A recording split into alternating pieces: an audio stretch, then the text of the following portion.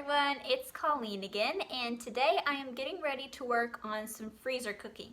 Now this is not going to be a huge freezer cooking video with like a month's worth of meals or anything like that. So this is just going to be a few things that I'm cooking up because I did cook chicken, some chicken breast last night, and I already have it cubed up and everything. So I'm going to take that and make some other meals with it today so that I can just stick them in the freezer and it will already be done for me, and that will make dinner time a lot easier in the coming days. So, all right, I hope you will enjoy this, so follow along.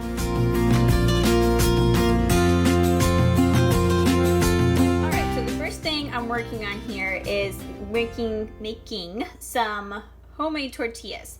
Now the recipe that I'm using calls for 3.5 cups of all-purpose flour. I actually used 1.5 cups of all-purpose and 2 cups of rye. So I have never tried this, and I'm gonna see how it turns out, and hopefully it'll be okay. So I'm just gonna knead this dough up and separate it into little tortilla balls so that it can be sitting while I'm preparing some of the other food.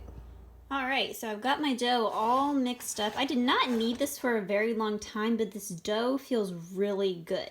I mean, you know, like when you're kneading by hand and it's just the dough's not too sticky, not too dry, this dough feels really good. So I'm hoping this will make some good tortillas. And I'm just gonna take that, separate it into 12 little balls, and then put it on top of this plastic wrap to rest for about a half hour while I get some other things going for the other things that I want to be cooking.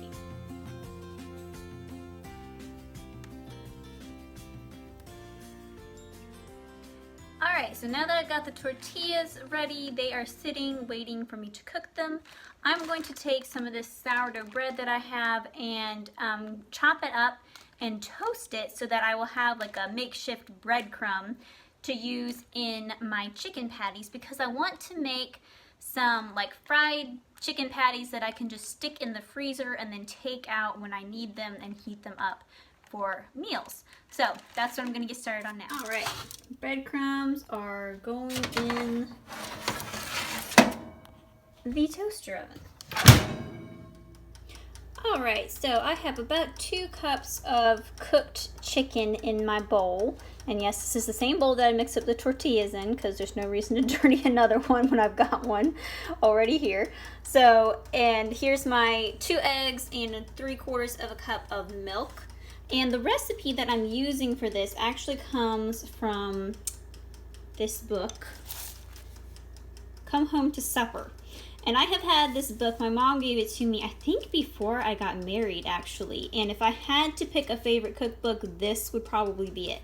Because it just has really good, just regular recipes. Sorry, this is my phone is plugged in, that's why you see this cord coming in sometimes.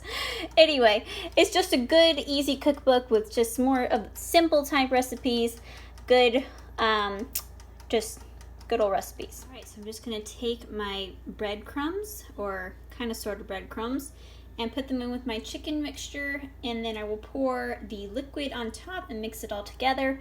And I did modify this recipe, of course, because I just don't have all the ingredients that it calls for. And I'm just gonna see how it goes. Okay, so I have my breadcrumbs and everything mixed up in here. Now the original recipe calls for saltine crackers, crushed saltine crackers.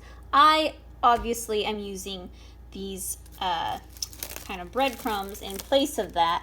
So this, it's sitting because it does say to let it sit so that it will get moist, and then, you know, hopefully you should be able to make it into patties. Now this, as of right now, is not looking like I'm going to be able to make it into patties. If I can't, I will just take this and put it in a casserole dish and freeze it like that and call it good, because if that works, then this is actually a very easy dish to make. So I might keep that in mind for future. Alright, as you can see, I decided against trying to do this as chicken patties, and this way is actually much easier than having to stand there and cook all those patties. So I'm actually okay with this. So I just poured everything into this casserole dish. So basically it's just a chicken casserole. It smells actually really good right now. So I'm gonna cover it and then stick it in my freezer so I can move on to cooking my tortillas and making some burritos. All right, so I've got my little tortilla station going here. Here I'm rolling out my tortilla balls, and then over here I've got 2 skillets going so that I can cook them more quickly. Obviously this one I messed up, but oh well. These things are rolling out so easily. These are like the best I think I've ever made, and this must be a really good recipe. So I will link this below so that you guys can give it a try if you want to. And I'm going to get back to these so I don't end up burning them. All right, so here is my little stack of tortillas, and they turned out pretty well, I think. I am pretty happy with how these turned out. Now, I may not be winning any prizes for prettiest tortillas, but I usually don't. So anyway, those are done. So now I've got my cream cheese in here. I'm gonna take the rest of my chicken and some spinach, a little bit of corn, and some seasonings and mix this all up, and then I will get it in my tortillas and put those in my casserole dish and get them in the freezer. All right, so here's my chicken mixture. It's got my spinach and cream cheese and all that stuff in there. And then over here, I've got my little tortilla rolling station, so I'm gonna roll these up and then put them into my casserole dish, and then I'll cover this up and stick it in the freezer. Okay, so here is our dish of burritos. I actually did not go with much of a Mexican flair to these. I just used some salt, pepper, and garlic powder, so they don't really have a spicy flavor to them, but I hope these will actually be really good.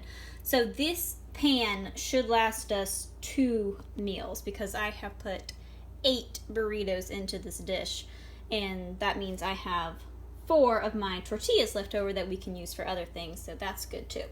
All right, so I'm gonna get this covered, I'm gonna stick it in the freezer, and then I'm gonna start working on a snack, which has nothing to do with freezer meals, just because I want a snack. So since my little blue casserole dish is in the freezer with that chicken casserole in it, I am using my pie pan for my brownies. So I'm gonna get these in the oven and clean up this countertop over here. Try to get this straightened up a little bit, and then I'm gonna take a little break. Much better, much more clean. Brownies are cooking. They've got about 15 minutes left, so I think I'm gonna sit down and take a little break until they're done. Okay, so my brownies are out of the oven. I'm getting ready to cut them in a minute and have a little snack. It has taken me close to 3 hours to get this whole freezer cooking thing done, plus the brownies. So I started this around 1:30 today, and it is 4:15 right now. So anyway, just to give you an idea, now that does include cooking the tortillas from scratch and all that. So if you weren't doing all that, that would cut out some time in this whole process. So basically, I only got those 2 dishes in the freezer, so that doesn't sound like much, but we should get 3 meals, individual meals out of that. Now this whole process does not include cleaning up my dishes, which you can kind of see back there. I'll show you. Okay, so here's my sink full of dishes. It's not too terrible. It definitely could be a lot worse. So once I get all this cleaned up, that's going to be some extra time and all of that. So I don't know how long this whole process will be in the end, but anyway. All right, so that's it. I hope you enjoyed this little video and coming along with me as I did a little mini freezer session, and I will see you next time. I hope you have a wonderful day.